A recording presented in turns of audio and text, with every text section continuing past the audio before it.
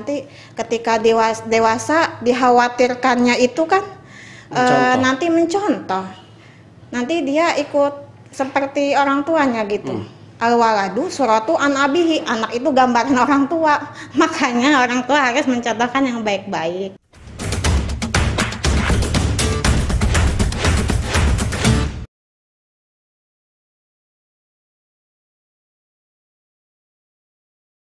Assalamualaikum warahmatullahi wabarakatuh. Bertemu lagi dengan saya ya di Jaya Santika. Tamu saya kali ini milenial, usianya masih 20-an, 26, tapi aktivitasnya luar biasa. Sudah punya 20 murid lebih, kegiatannya mengajar di rumahnya. Lalu kemudian sarjana hukum ya di Fakultas Syariah Hukum Keluarga kalau tidak salah. Iya, hukum keluarga. Dan inilah Ana Mailah Hakpuadi. Assalamualaikum. Waalaikumsalam warahmatullahi wabarakatuh. Sehat Ana? Sehat, alhamdulillah Kang Edi. Wah, saya beberapa saat begitu mengikuti kegiatan Ana luar biasa ya, masih muda tapi pegiat pendidikan, karena saya tahu Ana udah punya murid ya. Iya, murid SD dari 3-4 tahun. 3-4 tahun. Iya, berarti yang dari nol banget Kang Yadi kita mendidik. Sebelum sekolah malah. Jadi belum tahu apa-apa. Ana lah di situ tugasnya. Iya. Gimana tuh awalnya bisa terjun di situ? Terjun di les itu dari cinta dulu ya, sayang gitu sama anak-anak gitu. Bahkan belum punya anak ya? Belum. Single. Masih single. Mau daftar boleh. Oh gitu ya. Ada kriterianya. Iya, dari senang dulu gitu sama anak-anak gitu. Karena anak-anak itu kan luar biasa gitu ya, harus kita sayangi gitu. Apalagi nanti punya anak sendiri gitu. Anak orang aja sayang gitu kan, apalagi anak sendiri. Terus karena pendidikan itu kan penting ya, Kang Yadi ya. Ta'alam fa'inal ilma zainun li ahlihi wa fadun wa inwanun li kulli mahamidi. Yang artinya itu, pendidikan merupakan perhiasan di waktu senang dan tempat berlindung di waktu susah gitu. Makanya pendidikan itu kan penting. Anak dididik itu usia dari dini, dari 3-4 tahun gitu kan. Orang bilangnya golden age gitu ya. 2 tahun bahkan anak itu orang tua saking luar biasanya gitu. Anak saya mau disekolahkan, mungkin itu ke playgroup gitu kan. Kalau misalkan di lesnya teh anak usianya dari 3-4 tahun baru mulai gitu kan, sudah mulai sedikit berbicara gitu. Sudah ada mandiri lah gitu. Karena kalau di les teh anak itu khususnya anak-anak yang benar-benar dia niat belajar gitu. Ma aku mau les gitu, aku mau sekolah gitu. Jadi di les saya itu nggak ada yang namanya orang tua nungguin, walaupun balita nggak ada. Ya, tidak ada ibu-ibu yang ngegosip di depan ngobrol jajan, nggak ada. Jadi anak belajar fokus, aja. Iya, anak hanya diantar dan pulangnya nanti dijemput gitu. Setiap hari itu? Kalau misalkan les pagi itu hanya Selasa sampai Jumat 4 hari. 4 hari. Ya, jadi liburnya Sabtu, Minggu, dan Senin. Kalau les sore itu 6 hari kegiatan KBM-nya. Jadi pagi sehari dan sore. Iya, pagi dan sore. Jadi di rumah juga benar-benar sibuk. Dengan jumlah anak yang sama? Iya. Berapa sekarang? Anaknya berbeda-beda gitu. Ya. Oh, dibagi 2 pagi dibagi sama sore. 2. Iya. Ya itu yang les pagi itu anak-anak balita. Kalau anak yang les sore dia sudah sekolah TK, yang sudah sekolah SD gitu. Oh, berarti sehari berapa anak yang diajarin sama anak? Iya, sehari bisa 20 hampir 20 anak. Berdua ngajarnya sama Mimi, ibu. Sama ibu? Iya, sama ibu. Sejak kapan anak ngajar anak-anak itu? Kalau ngajar sih dari lulus pondok ya, Kang. Lulus pondok? Iya, lulus pondok sekitar 16-17 tahun gitu. Wah, berapa tahunnya? Berarti 10 tahun. Ya? 10 tahunan lah. Sampai sekarang alhamdulillah.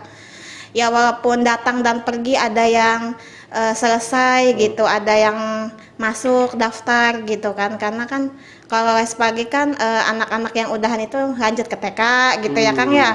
Kalau les sore anak yang udahan itu dia lanjut kadang ke madrasah. Ada juga yang orang tuanya memang sudah lanjutkan saja gitu. Karena kan mengaji itu tidak ada batasnya. Utubul ilma minal mahdi ilalah di tuntut ilmu dari buayan sampai ke yang lahat. Saya aja masih ngaji gitu kan. Apalagi anak yang masih kecil gitu. Setiap hari Senin Kang saya pengajian. Jadi kan les pagi itu kan liburnya Sabtu, Minggu dan Senin.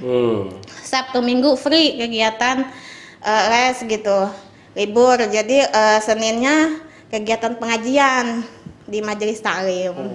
Anak kan masih muda ya, artinya hampir sebagian besar waktunya dihabiskan dengan mengajar. Iya. Gitu ya. Mengaji dan mengajar, mengaji dan mengajar. Mengajar, nggak sempat malam mingguan? Malam mingguan kayaknya di rumah aja deh. Di rumah Perempuan aja. yang baik itu ya di rumah. Di rumah. Iya. Nah, anak kalau dilihat dari tadi, artinya 10 tahun mengajar anak-anak. Alhamdulillah. Berarti kan tahu psikologis anak lah begitu ya. Iya. Nah, dengan sekarang fenomena sekarang kita tahu bahwa muncul permasalahan rumah tangga begitu ya. Iya. Termasuk yang kita prihatin adalah soal KDRT. KDRT, perceraian. Nah, bagaimana itu Anda melihat? Pastikan berdampak terhadap anak buat yang udah punya anak ya. Pastilah negatif. Nah, seperti apa sih dampak buruknya terhadap anak? Atau Anda menemukan itu di lapangan, di kehidupan? Di lapangan belum ya. Kalaupun ada pertengkaran ya, namanya rumah tangga nggak selamanya mulus kayak jalan tol. Pasti ada kerikil, ada batu. Aja. Tapi kan banyak gitu. Orang-orang yang ini gitu, yang sudah berpengalaman gitu.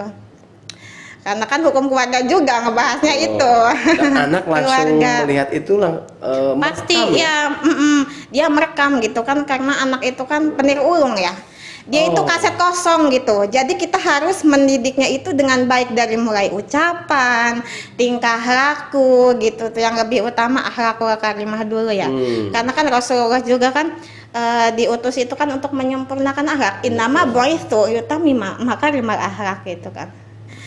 Ya itu sayang sekali gitu. Harusnya gitu saling mengingatkan lah gitu. Jangan sampai anak ini tahu gitu tuh orang tua sedang ada konflik, jangan sampai lah gitu terulang kembali kalau bisa, karena mengganggu banget gitu. Nanti anak itu bisa-bisa berontak, orang tuanya suka ribut, orang tuanya keras, ini segala macem gitu kan. Nanti anak tidak fokus untuk belajar gitu. Nanti ketika dewasa dikhawatirkannya itu kan nanti mencontoh. Nanti dia ikut seperti orang tuanya gitu.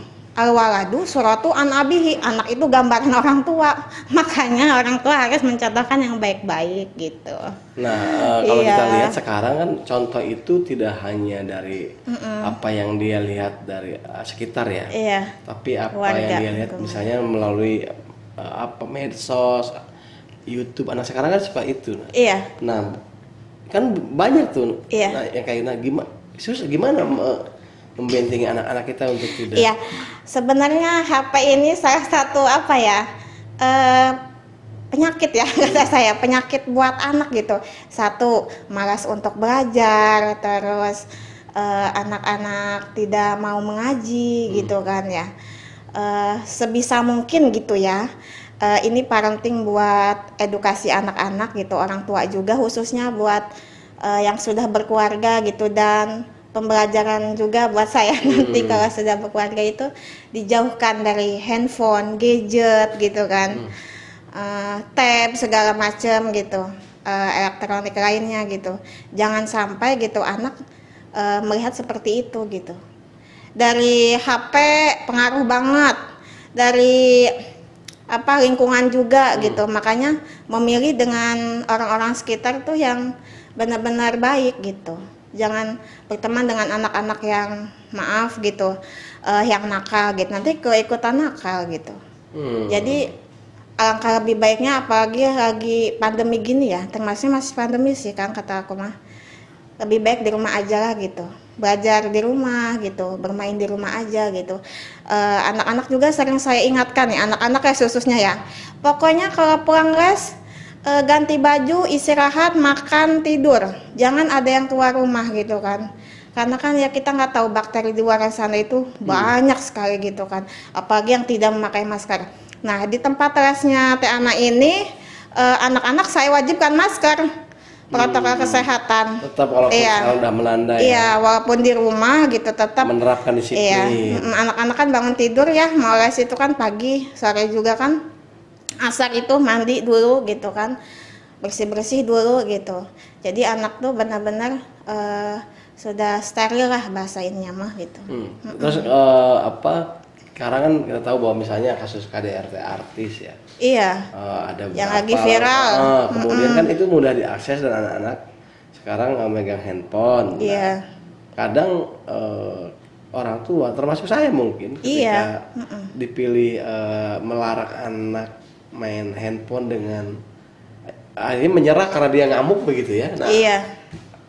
Kadang orang tua di posisi yang agak bingung ya. Iya. Diambil dia ngamuk gimana dan lain sebagainya. Solusinya? Nah, gimana tuh?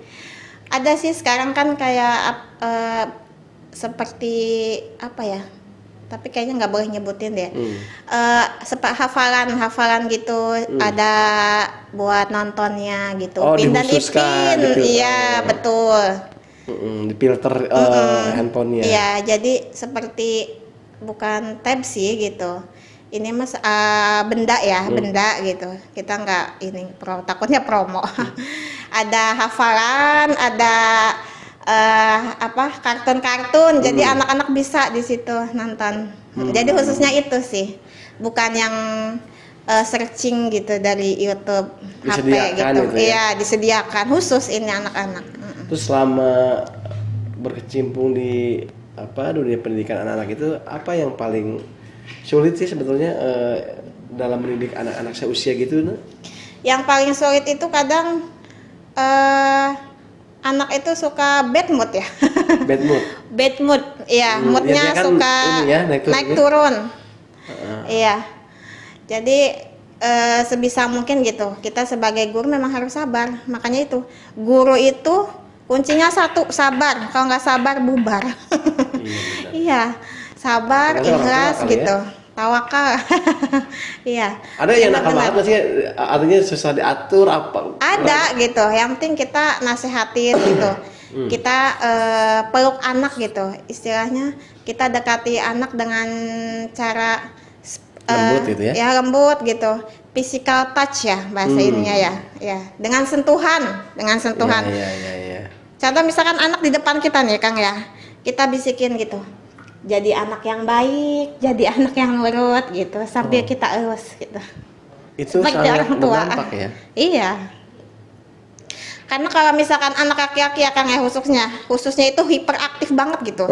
Kalau anak perempuan, dia masih bisa kalau diomong, sayang nggak boleh duduk, mainannya duduk, nggak boleh hari-hari ya gitu. Kalau anak cowok, ya beda. Kalau anak cowok harus kita dekati. Kayak ngaji juga sama gitu. Contoh, Rafa ngaji nggak dengar, kita yang nyamperin ke sana sampai kita ini gitu tuh. Jadi pendekatan anak perempuan sama anak laki-laki beda ya? Iya memang gitu. Cara menasehati juga beda Kang. Kalau misalkan anak cowok itu kita lebih dekatkan wajah kita, mulut kita gitu ya ke telinga. Kalau misalkan anak perempuan ke wajah. Jadi kalau misalkan anak laki-laki itu memang agak gimana ya, sulit untuk mendengarkan, tidak fokus. Iya, bahasa ini mah orang ngerungu bekuping ya, katanya telinganya nggak dengar gitu kan bahasa Bantennya mah. Jadi kalau misalkan anak laki-laki itu nasihatinya ke telinganya, kalau anak perempuan ke depan, langsung ke mukanya. Iya, face to face. Jadi pendekatannya beda karena karakternya juga beda-beda. Karakternya beda. Maaf bukan mengguru ya Kang yang sudah berkeluarga, punten. Apa-apa kan saya juga ilmu bisa dapat dari mana aja. Iya betul. Nah sekarang juga ramai selain termasuk soal tawuran nih kita. Iya tawuran. Itu juga ada apa istilahnya? Ada pemicunya apa? Dampak dari termasuk keluarga juga berperan dalam tawuran. apa namanya? Penyebabnya mungkin. Iya. Kalau kita lihat sekarang bisa banyak tawuran. Anda lihatnya gimana? Iya. Jadi pada Kayak yang viral itu kan sepak bola ya. Iya. Itu sih balik lagi ya ke anaknya gitu. Memang orang tua perannya lebih penting. Tidak bosan-bosannya orang tua harus mengingatkan anak dalam hal kebaikan gitu. Ketika dia sekolah dia dengan lingkungan sekolahnya, ketika bermain dengan lingkungan bermainnya gitu ya Kang ya. Selalu diingatkan dengan nilai-nilai agama gitu. Kalau misalkan ya anaknya seperti itu gitu tuh kita ingatkan lagi gitu. Yang penting anak itu nurut aja lah dulu gitu. Anak tuh nurut dulu. Jangan membuat anak terkekang juga gitu. Yang ada anak tuh nanti berontak ya. Dengan cara halus dulu gitu. Oh, jadi keras itu nanti dulu gitu? Iya, keras nanti dulu gitu. Kita nggak boleh gitu ke anak ngejewer, ke anak nyubit gitu, nggak boleh. Termasuk nada tinggi, iya. Nah, kalau kita lihat beberapa kasus misalnya, kan anak sekarang tuh kritis banget ya. Iya, betul. Aduh, kalau di Jawa ada aja jawabannya. Iya, gitu. Anak sekarang pintar ngejawab. Iya, jadi kita kadang kalau nanya harus sudah siap jawab dengan jawabannya, gitu. Atau buat jawaban dari jawabannya juga, gitu. Iya. Nah, gimana tuh soal yang gitu tuh? Iya, karena saya juga merasakan Kang ya. Iya. Adalah gitu 1-2 mah gitu. Cuman kita nggak boleh ambil hati gitu. Kita ajarkan lagi gini. Sayang kalau ada yang nasehatin jangan jawab ya gitu, dengarkan, itu buat kebaikan kamu. Ya nanti kalau misalkan di sini berbicara seperti itu atau tidak sopan, tidak menanggapi apa yang disampaikan gitu, nasihat dari kita gitu, nanti di luar sana nggak ada temennya. Kita nasihatin gitu aja sih Kang. Kita selalu bilangin gitu ke anak, nggak bosan-bosan gitu ya. Ya harus punya etika, harus punya sopan santun ya. Nanti kalau besar masa mau jadi preman gitu kan ya. Kita kan di sini kan dididik untuk berakhlakul karimah, berbicara yang baik, apalagi ngomong sama orang tua ya. Contoh dipanggil nih si Fulan gitu ya. Tapi dianya nggak mendengar gitu kan, harusnya samperin dulu gitu mamahnya gitu atau ayahnya yang manggil gitu, jangan iya gitu, nggak boleh. Harus datengin dulu, iya mama ada apa yang bisa saya bantu, harusnya seperti itu ya gitu. Sering saya nasihatin gitu. Kalau misalkan anak yang maaf gitu, yang sering jawab mulu bahasa ininya ya. Kadang ini anak kejawab mulu gitu ya, cuman kita nggak inilah gitu, harus menguasai sifat anak gitu. Nanti sering kita nasihatin, jangan sayang ya, nggak boleh, harus nurut, harus jadi anak yang baik, anak soleh gitu. Tapi ada sekarang gitu. Muncul kan kita tahu bahwa pendidikan juga sekarang banyak kegiatan ya. Iya, banyak. Yang membuat kemudian anak lebih banyak beraktivitas atau hidup di luar rumah ketimbang di rumah, sehingga pantauan orang tua, katakan sentuhan orang tua pun berkurang. Nah, Anda lihatnya gimana? Sentuhan orang tua berkurang. Iya, karena kan dia lebih banyak di luar, aktivitas di luar rumah kan, gitu. Iya. Sebisa mungkin ya gitu. Memang banyak orang tua yang kerja untuk keluarga, khususnya kadang istri juga membantu ya. Bukan hanya seorang ayah sekarang kerja, tapi seorang istri. Karena perempuan juga harus Wonder Woman, harus kuat. Ya itu Kang nih, ketika sudah berkeluarga itu banyak ya rintangannya gitu. Banyak. Kalau misalkan perempuan tidak bekerja juga gitu, ya nauzubillahimindzalik ya gitu, takut suaminya selingkuh, entah sakit, entah meninggal gitu kan ya. Tapi gimana caranya dia harus bisa memposisikan gitu. Saya pun nanti belajar untuk seperti itu gitu, harus bisa menjadi istri yang baik dan ibu yang baik. Contoh hari Sabtu Minggu libur gitu kan, jadi kita fokus nih ke anak gitu, kerjaan sudah tiap hari inilah gitu ketemu, tapi harus seimbang gitu. Iya. 50-50 lah gitu Jadi istilahnya. Senin sampai Jumat Iya. all out kerja gitu All ya. out kerja, tapi Sabtu Minggu fokus ke anak Betul, gitu. gitu ya. Suami Masih tidak ditelepon aja lupa. Sabtu Minggu. Kenapa Kang? Sabtu Minggu masih ditelepon aja Sabtu kerja. Minggu masih ditelepon, kangen kayaknya. Nah, Iya. kalau lihat fenomena sekarang berarti tugas pengajar, tugas orang tua itu berat ya. Iya. Dan salah satu bukan hanya soal KDRT kalau lihat, yang paling banyak adalah perceraian. Perceraian. Nah, Anda melihat itu seberapa berat terhadap anak?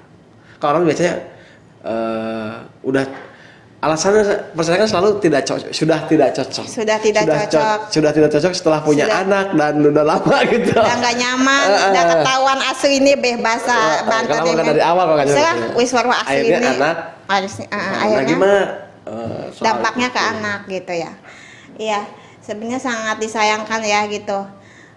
Perceraian itu bahwasanya ya nanti bakal ke anak gitu, timbul ininya kesenjangannya gitu, tidak ada kasih sayang yang utuh ya bahasa ininya mah, nggak ada kasih sayang utuh dari ayah dan ibunya gitu ya. Wallahu alam ya gitu kan, kalau misalkan orang tuanya memang sudah tidak ada kecocokan, Ya, betul nggak bisa gitu ya, bersama tidak bukan karena ada will ya, wanita idaman wah. lain atau Aku pil yang jauh sih. pria idaman lain.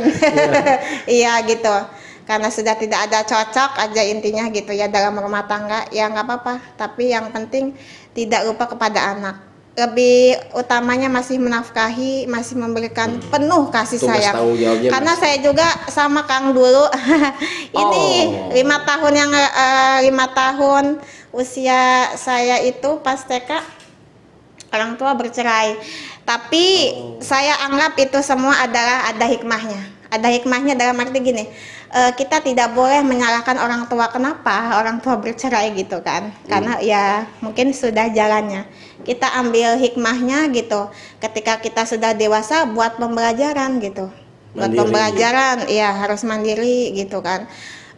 Karena saya prinsipnya gini, kalau misalkan orang tua saya banyak ya berarti saya banyak kasih sayang dong gitu.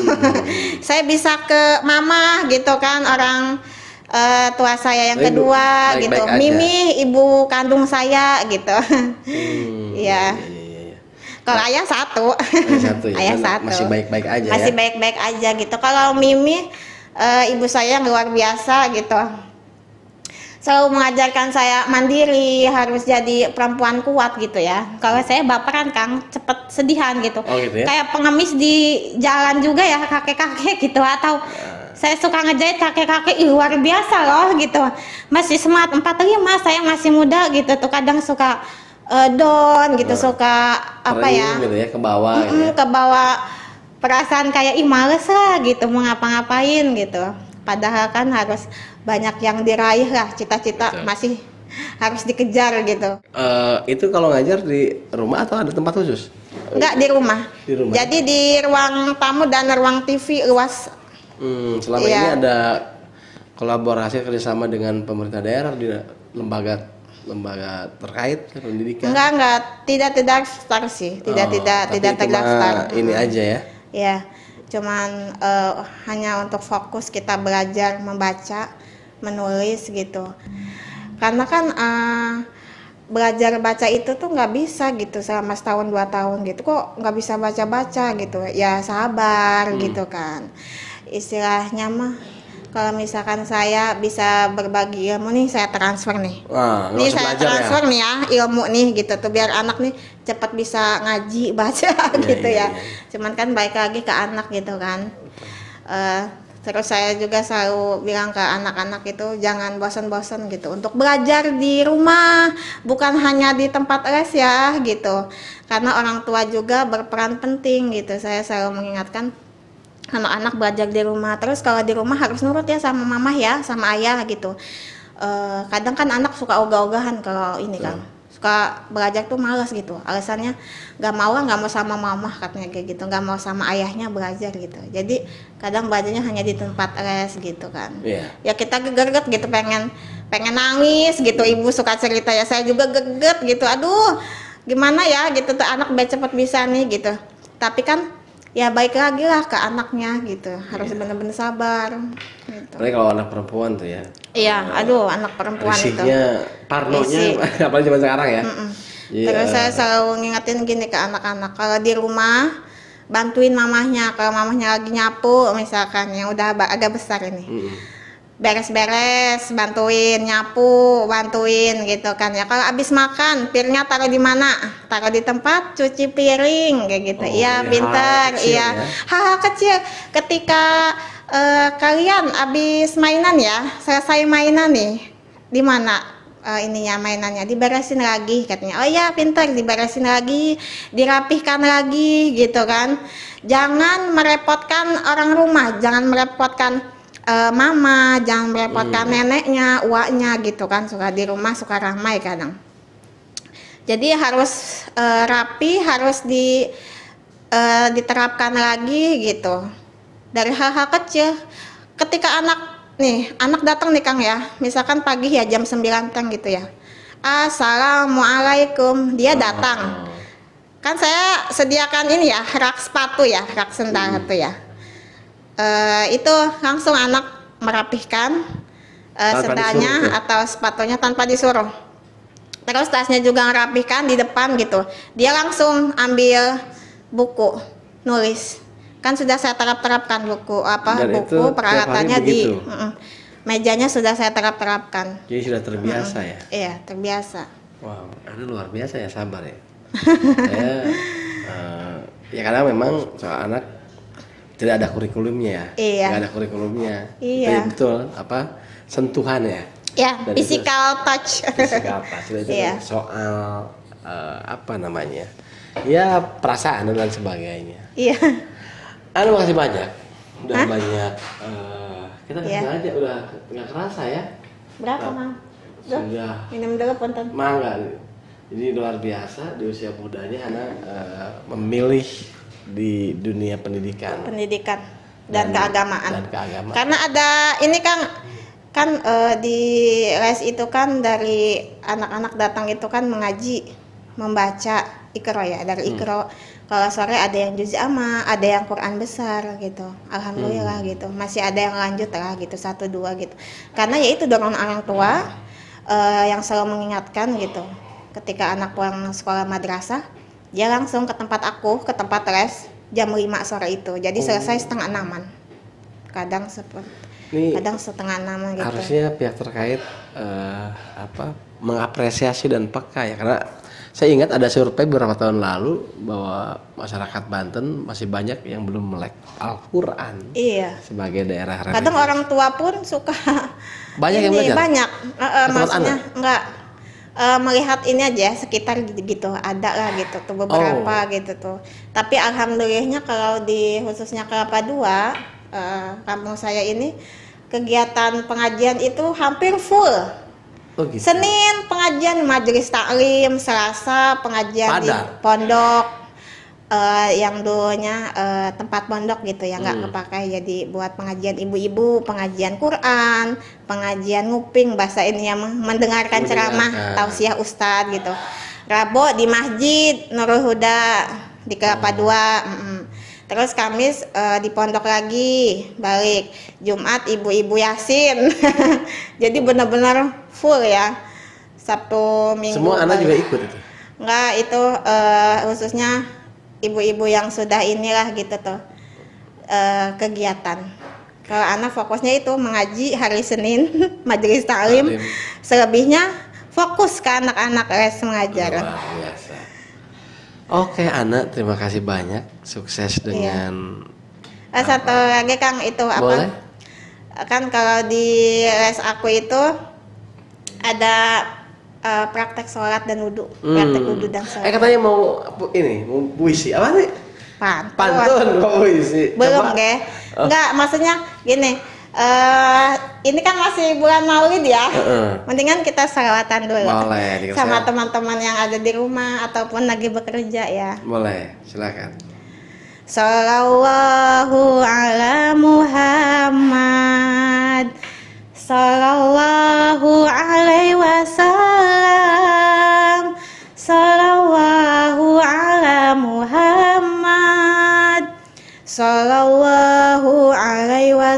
salam. Ya Nabi salam alaika. Ya Rasul salam alaika. Ya Habib salam alaika. Sholawatullah alaika.